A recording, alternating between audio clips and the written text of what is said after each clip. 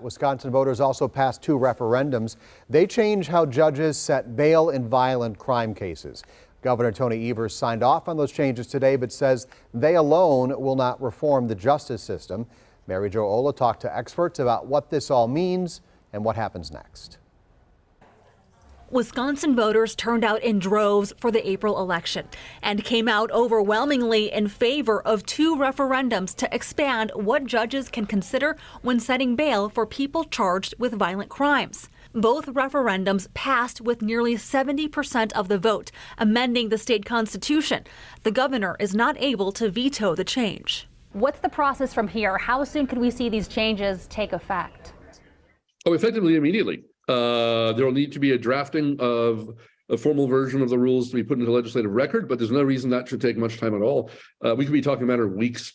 Howard Schwaber is a political science professor at UW-Madison. He points out there's a big difference in the perception of crime and the reality of crime. It's not at all necessarily clear that this will have any substantively positive effect on the occurrence of crimes in our communities.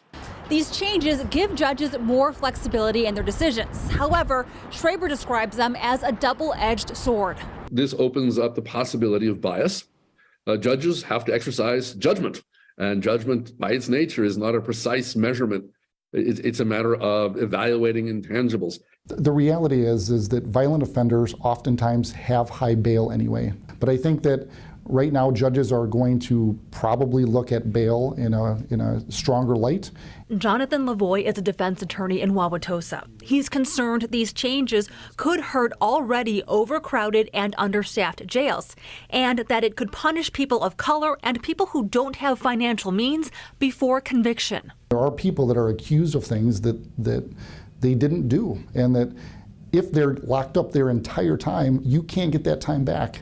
They get out, they've lost their job, they may have lost their place to live. Mary Jo Ola, TMJ4 News. For a complete list of election results, get to the website tmj4.com/decision2023.